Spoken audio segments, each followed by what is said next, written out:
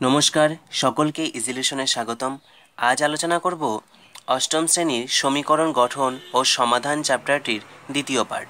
আগের পার্টে আমরা 8 নম্বর অঙ্ক অবধি আলোচনা করেছিলাম। এই পার্টে 9 নম্বর থেকে শুরু করছি। যারা আগের পার্টটি দেখোনি তারা অবশ্যই সেই পার্টটিকে দেখে নেবে। পার্টটির লিঙ্ক নিচে ডেসক্রিপশন বক্সে দেওয়া রয়েছে। আর হ্যাঁ, ভিডিওগুলো দেখে যদি তোমাদের ভালো লাগে তাহলে অবশ্যই লাইক এবং শেয়ার করবে আর চ্যানেলটিকে সাবস্ক্রাইব করবে। তাহলে চলো শুরু করা যাক। 9 নম্বর অঙ্কটি কী বলেছে দেখো। 56কে এমন দুটি অংশে ভাগ করি যেন প্রথম অংশের 3 গুণ দ্বিতীয় অংশের 1/3 অপেক্ষা 48 বেশি হয়। ঠিক আছে, এটিও দেখো 8 নম্বর অঙ্কটির মতোই।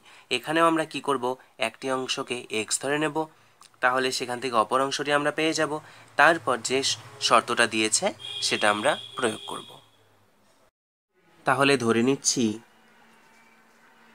একটি অংশ এক্স,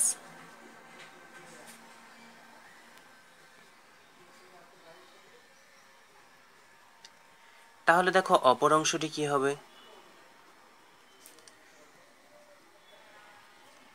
56 মাইনাস এক্স হবে।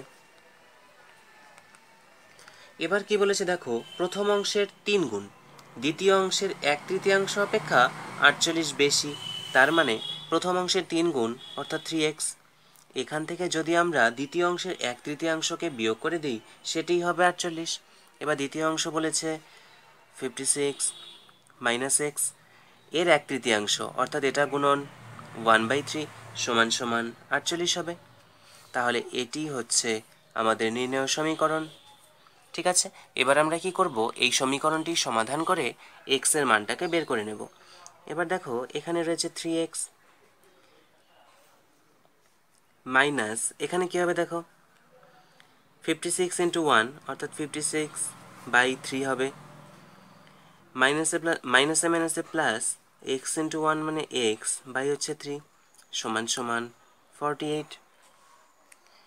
এবারে এই x যুক্ত টার্মগুলোকে আমরা বাঁ পাশে রাখবো, বাকি টার্মগুলোকে ডান পাশে নিয়ে যাব। এটাকে ডান পাশে নিয়ে যাচ্ছি, তাহলে 56/3 আসছে।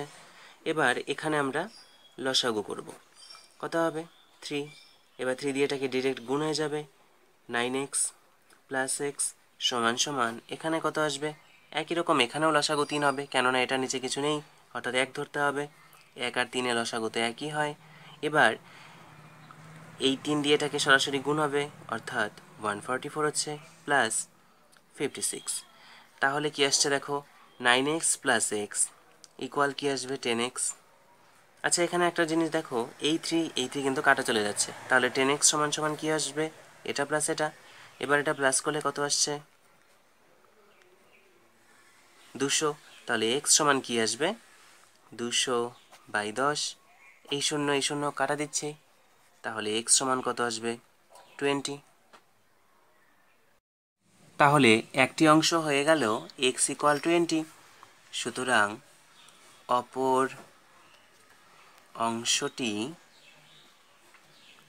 অংশটি কি হবে দেখো, অপর অংশটি ছিল 56 মাইনাস এক্স অর্থাৎ 56 মাইনাস 20 সমান সমান 36।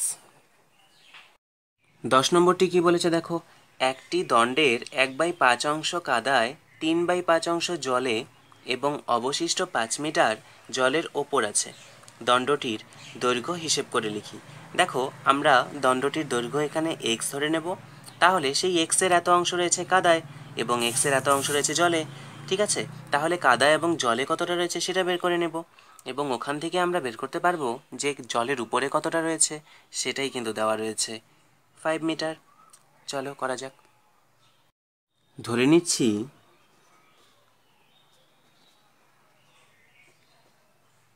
বাসটি মোট, আচ্ছা এখানে দণ্ড বলেছে, তাহলে দণ্ডটি মোট x মিটার। ঠিক আছে, এবার দেখো বলা রয়েছে যে এই দণ্ডটির 1/5 অংশ কাদায়, তাহলে কি লিখব, সুতরাং কাদায় রয়েছে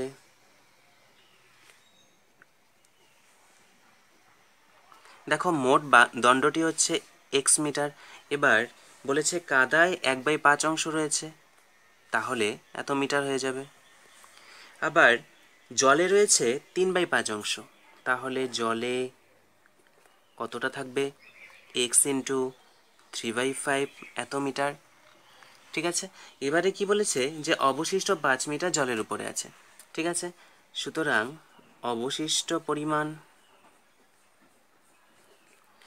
অবশিষ্টটা কি হবে দেখো, মোট ছিল এক্স মিটার, এখান থেকে মাইনাস করে দেব এই কাদা এবং জলে মোট কতটা রয়েছে সেটা, অর্থাৎ x into 1/5 plus x into 3/5।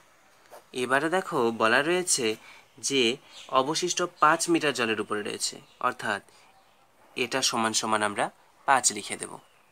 সুতরাং কি হবে? X minus x into 1/5 plus x into 3/5 সমান সমান 5। এটি হচ্ছে আমাদের নির্ণয় সমীকরণ। এবারে আমরা এটিকে সমাধান করার চেষ্টা করব। দেখো এখানে কি হবে, এক্স মাইনাস এখানে কি আসবে, x/5 প্লাস এখান থেকে 3x/5 সমান সমান 5। এবার এখানে কি হবে দেখো, x মাইনাস এটাকে আমরা যোগ করব। এখানে লসাগু কত হবে? 5। এই 5কে 5 দিয়ে ভাগ করলে 1 হচ্ছে, 1-এর সঙ্গে x গুণ করলে x, একই রকম এখানে হবে 3x সমান সমান 5। তাহলে x মাইনাস এখানে কত হবে, x প্লাস 3x মানে হচ্ছে 4x/5 সমান সমান 5। এবারে দেখো আমরা এখানে বিয়োগ করব। এখানে কি হবে দেখো, এই x এর নিচে কিছু নেই, তাহলে 1 ধরে নিতে হবে। 1 আর 5-এর লসাগু কত হবে? 5। এবার এই 5কে এখানকার 1 দিয়ে ভাগ করলে কত হবে? 5ই হবে, সেই 5-এর সঙ্গে x গুণ, অর্থাৎ 5x মাইনাস 5কে এখানকার 5 দিয়ে ভাগ করলে 1 হবে, সেই 1-এর সঙ্গে 4x গুণ করলে কত হবে? 4x সমান সমান 5। তাহলে 5x minus 4x equal x আসছে বাই 5 সমান সমান 5। তাহলে x ইকুয়াল কি আসবে? 5 ইন্টু 5 অর্থাৎ 25। তাহলে যে দণ্ডটির কথা আমাদের বলা হয়েছিল তার দৈর্ঘ্য হবে 25 মিটার। 11 নম্বর অঙ্কটিতে কি বলেছে দেখো, আমার বাবার বর্তমান বয়স আমার বর্তমান বয়সের 7 গুণ। 10 বছর পরে বাবার বয়স আমার বয়সের 3 গুণ হবে। আমার ও বাবার বর্তমান বয়স লিখি। দেখো প্রথমে রয়েছে বাবার বর্তমান বয়স আমার বয়সের 7 গুণ। এখানে নিশ্চয়ই আমার বয়সটা যদি ধরে নিই তাহলেই সুবিধে হবে। তাহলে মনে করি আমার বয়স x বছর,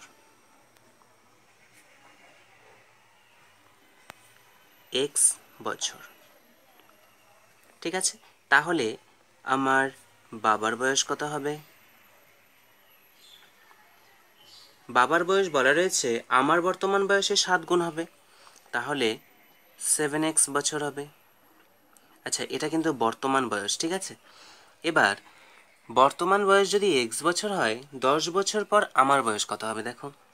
সুতরাং 10 বছর পর আমার বয়স হবে, দেখো এখন হচ্ছে x বছর, 10 বছর পর কি হবে? 10 বছর যোগ হয়ে যাবে, অর্থাৎ x প্লাস 10 এত বছর। একই রকমভাবে এই 10 বছর পর বাবার বয়স কত হবে? বাবার বয়সটা ছিল 7x, তাহলে 10 বছর বেড়ে যাবে, অর্থাৎ 7x প্লাস 10 বছর। এবার দেখো আমাদের এখানে একটা শর্ত দিয়েছে যে 10 বছর পরে বাবার বয়স আমার বয়সের 3 গুণ হবে, অর্থাৎ এই যে বাবার বয়স সেটা কি? সেটা হচ্ছে আমার বয়সের 3 গুণ। সুতরাং 3 ইন্টু এক্স প্লাস 10, অর্থাৎ আমার বয়সের সাথে 3 গুণ করে দিলাম, এটি কি হবে? বাবার বয়সের সমান হয়ে যাবে, অর্থাৎ 7x প্লাস 10। তাহলে এটি হচ্ছে আমাদের সেই নির্ণয় সমীকরণ। এবার আমরা আগের অঙ্কগুলোর মতোই এখান থেকেও সমাধান করে x এর মানটাকে বের করে নেব। এখানে দেখো 3 আর x গুণ করলে হচ্ছে 3x প্লাস 3 ইন্টু 10 মানে হচ্ছে 30 সমান সমান 7x প্লাস 10। এবার 7xটাকে বাম দিকে নিয়ে আসছি, তাহলে মাইনাস 7x সমান সমান 10 প্লাস 30কে ডান দিকে নিয়ে গেলে মাইনাস 30 হয়ে যাবে। তাহলে কি আসবে দেখো, এখান থেকে আসছে -4x সমান সমান -20, মাইনাস মাইনাস কাটা চলে যাচ্ছে। আবার 4 দিয়ে 20কে কাটলে 5 হচ্ছে, তাহলে x সমান কত আসবে? 5। সুতরাং আমার বর্তমান বয়স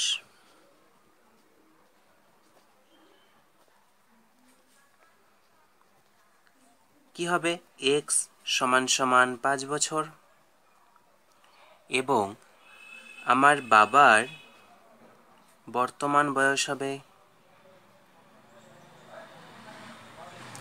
বাবার বর্তমান বয়স কত ছিল? 7x, তাহলে 7 × 5 সমান সমান 35 বছর। 12 নম্বরটিতে বলেছে, আমার মামা 1000 টাকার একটি চেক ব্যাংক থেকে ভাঙালেন। তিনি কয়েকটি 5 টাকার নোট ও কয়েকটি 10 টাকার নোট পেলেন। মামা যদি মোট 137টি নোট পেয়ে থাকেন, তাহলে কতগুলো 5 টাকার নোট পেলেন হিসেব করে দেখি।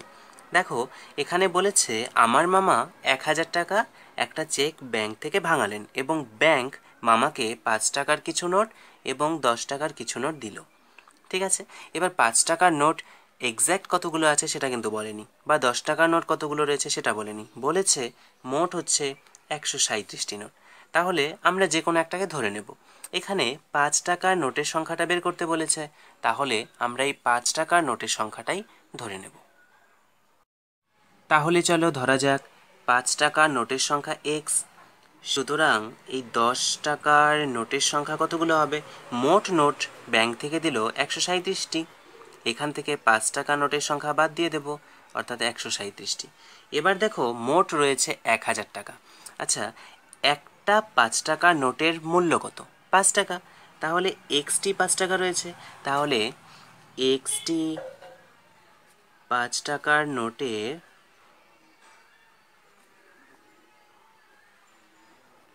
মোট মূল্য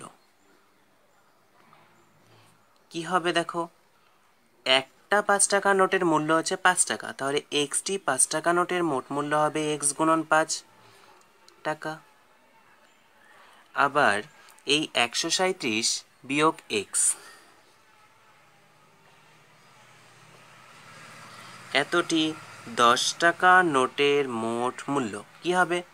এই 137 বিয়োগ এক্স গুণন 10 টাকা। ঠিক আছে, এবার এই যে দুটো পরিমাণ এলো, এই দুটোকে যোগ করলে আমরা কি পাবো? 1000 টাকা পাবো। সুতরাং x × 5 plus 137 minus x into 10, এটা সমান সমান কি হবে? 1000। তাহলে এটি হচ্ছে আমাদের নির্ণয় সমীকরণ। এবার আমরা এটাকে সমাধান করব। চলো করা যাক। এখানে 5 × x অর্থাৎ 5x প্লাস 137কে 10 দিয়ে গুণ করলে 1370 হচ্ছে, প্লাসে মাইনাসে মাইনাস 10 × x অর্থাৎ 10x হবে, ইকুয়াল 1000। এবার আমরা x যুক্ত টার্মগুলোকে বাঁ পাশে রাখবো, বাকি টার্মগুলোকে ডান পাশে নিয়ে যাব। তাহলে 5x আর মাইনাস 10x মানে মাইনাস 5x হচ্ছে, সমান সমান 1000। এই যে 1370 রয়েছে, এটাকে ডান পাশে নিয়ে গেলে মাইনাস হয়ে যাবে। ঠিক আছে, তাহলে মাইনাস 5x সমান সমান কি আসবে? -370। মাইনাস মাইনাস কাটা চলে যাচ্ছে। আবার 5 দিয়ে একে কাটলে কত হচ্ছে দেখো? 74। তাহলে x সমান কত হয়ে গেল? 74। তাহলে আমরা বলতে পারছি যে 5 টাকা নোটের সংখ্যা হচ্ছে 74টি। 13 নম্বরটা কি বলেছে দেখো, আমাদের গ্রামের সালেম চাচা সরকারি চাকরি থেকে অবসর গ্রহণ করার সময় তার সঞ্চয়ের 1/2 অংশ দিয়ে একটি বাড়ি কেনেন। হঠাৎ বিপদে পড়ে তিনি বাড়িটি বিক্রি করে কেনা দামের 5% বেশি দাম পান। যদি তিনি বাড়িটি 3450 টাকা বেশি দামে বিক্রি করতেন, তাহলে কেনা দামের উপরে 8% বেশি পেতেন। সালেম চাচা কত টাকায় বাড়িটি কিনেছিলেন এবং তার সঞ্চয় কত ছিল? দেখো, এখানে এই যে বলেছে 5% বেশি পান, 8% বেশি পান, এটা হচ্ছে আসলে লাভ, অর্থাৎ তিনি যে টাকা দিয়ে কিনেছিলেন সেটার উপরে 5% লাভ হয়েছে। আবার দ্বিতীয় ক্ষেত্রে 8% লাভ হতো, যদি কিনা এই 3,450 টাকা বেশি দামে বিক্রি করত। তাহলে আমরা এখানে ধরে নেব সেই সালেম চাচার সঞ্চয় ছিল x টাকা। তাহলে ধরে নিলাম যে সালেম চাচার সঞ্চয় ছিল x টাকা। এবার বলা রয়েছে যে অবসর গ্রহণ করার পর এই সঞ্চয়ের 1/2 অংশ টাকা দিয়ে একটা বাড়ি কেনেন। সুতরাং বাড়ি কেনেন, কি হবে, এই x এর 1/2 অংশ সমান সমান কি হবে, x গুণন 1/2 সমান সমান x/2 টাকা দিয়ে। ঠিক আছে, এত টাকা দিয়ে তিনি বাড়িটি কিনলেন। এবার দেখো প্রথমে বলেছে 5% বেশি দাম পান, তাই তো? তাহলে আমরা লিখে দিচ্ছি যে 5% লাভে, বেশি পেয়েছে মানে কি, সে লাভ করেছে। তাহলে 5% লাভে বাড়িটির বিক্রয় মূল্য,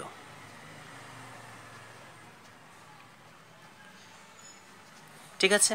দেখো 5% লাভে বাড়িটি বিক্রয় করবে। এবার দেখো ক্রয় মূল্যটা ছিল কত, এই x/2 এত টাকা। এবার লাভ হবে এই x/2 এর 5%, অর্থাৎ x/2 ইন্টু 5/100 এত টাকা। ঠিক আছে, আবার বলেছে যদি 3,450 টাকা দিয়ে বাড়িটি বেশি বিক্রি করত তাহলে 8% বেশি পেতেন, তাই তো? আবার 8% লাভে বাড়িটি বিক্রয় মূল্য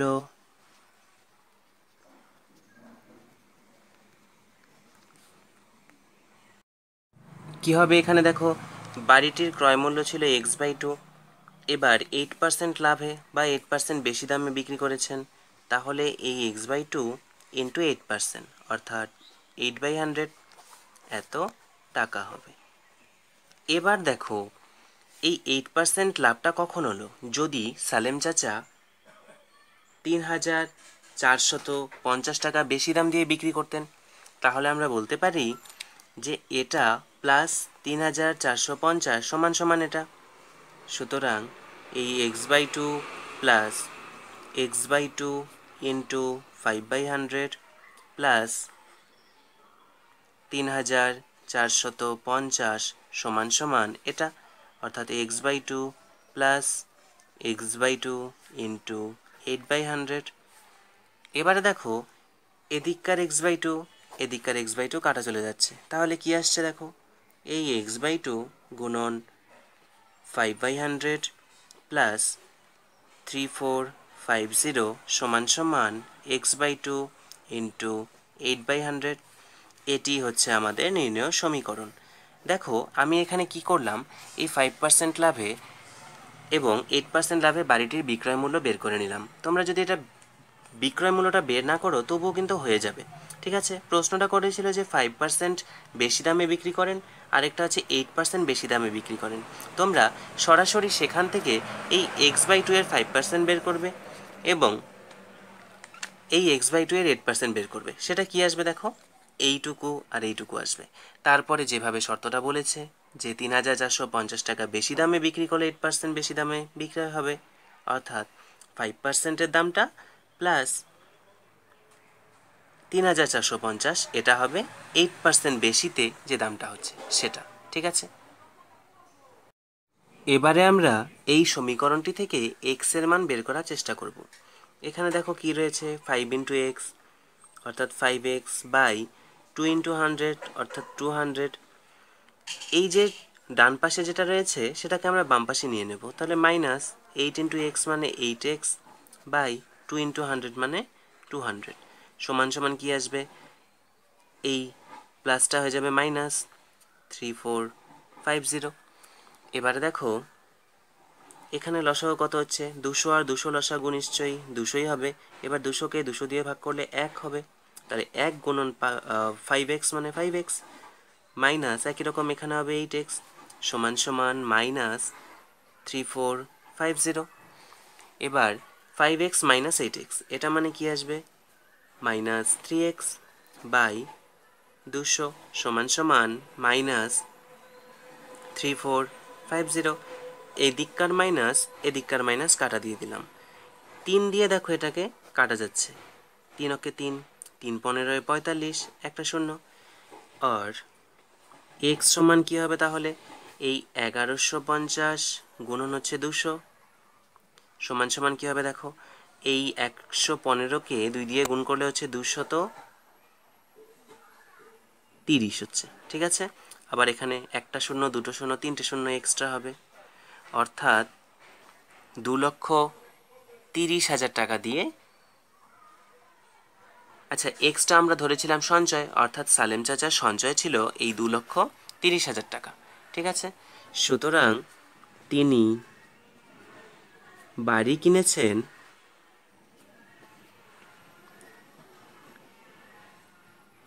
তিনি কিনেছিলেন x/2 টাকায়। তাহলে x মানে হচ্ছে এটা, বাই হচ্ছে 2। এবার এখান থেকে কত আসবে দেখো, এখান থেকে আসবে 115, ঠিক আছে, অর্থাৎ 1,15,000 টাকা।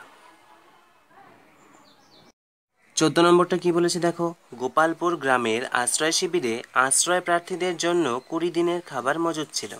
7 দিন পরে আরও 100 জন আশ্রয় প্রার্থী সেই শিবিরে আশ্রয় নিলে 11 দিনের মাথায় সব খাবার শেষ হয়ে যায়।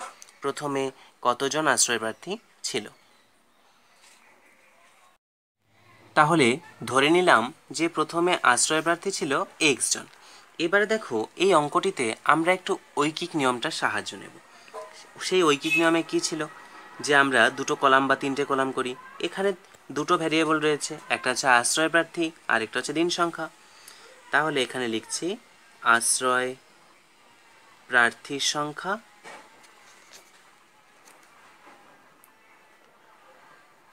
এবং দ্বিতীয় কলামে লিখছি দিন সংখ্যা, ঠিক আছে।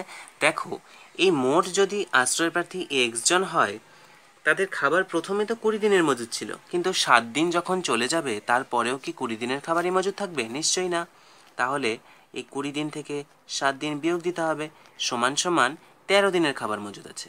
এবার আশ্রয় প্রার্থী কী হয়ে গেল, 100 জন বৃদ্ধি পেয়ে গেল, অর্থাৎ x+100 হয়ে গেল। এটা আমরা কোশ্চেন মার্ক দিয়ে রাখছি। আমাদের কিন্তু দেওয়া রয়েছে যে 11 দিন চলেছে। আমরা কি করব, এখান থেকে আনসারটা বের করার চেষ্টা করব। এক্স দিয়ে আসবে সেই আনসারটা, এবং সেই এক্স যুক্ত আনসারটা সমান সমানে লিখে দিতে পারবো 11। সেখান থেকে এক্সের মানটা খুব সহজেই বেরিয়ে যাবে। এবারে বলেছিলাম যে ঐকিক নিয়মের সাহায্য আমরা নেব। তাহলে দেখো ঐকিক নিয়ম অনুযায়ী আমরা কিভাবে লিখি, যে এক্স জন আশ্রয় প্রার্থীর চলে 13 দিন। তাহলে সেখানে যদি একজন আশ্রয় প্রার্থী হয়, তাহলে নিশ্চয়ই 13 গুণন এক্স এতদিন চলবে। এবার আমাদের আশ্রয় প্রার্থী হয়ে গেল x+100 এতজন। তাহলে এতজন আশ্রয় প্রার্থীর কত দিন চলবে? নিশ্চয়ই কম দিন চলবে, অর্থাৎ এক্ষেত্রে ভাগ হয়ে যাবে 13 গুণন এক্স বাই হচ্ছে x+100। এবার আমাদের এই যে দিন সংখ্যাটা বেরোলো সেটা সমান সমান দেওয়া রয়েছে 11 দিন, ঠিক আছে। সুতরাং কি লিখব, যে 13 × x বাই x+100 সমান সমান 11 দিন। তাহলে এটি হচ্ছে আমাদের নির্ণেয় সমীকরণ। আচ্ছা একটা কথা তো আমাদের বলা হয়নি, এই যে চ্যাপ্টারটি রয়েছে না, এখানে এই সমীকরণগুলোকে আমি যেমন একভাবে প্রকাশ করলাম, তোমরা কিন্তু চাইলে আলাদাভাবে প্রকাশ করতে পারো, কিন্তু অঙ্কটা ভুল হবে না, ঠিক আছে। এখানে সমীকরণটাকে অনেকে অনেকভাবে প্রকাশ করতে পারে, সেটায় কোনো ফ্যাক্টর নেই।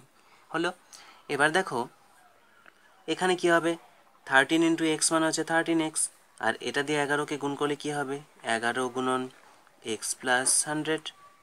এখানে কি হবে তাহলে, 13x সমান সমান 11 গুণন x মানে 11x প্লাস 11 গুণন 100 মানে 1100 হচ্ছে। এবার 13x মাইনাস 11x সমান সমান এটা।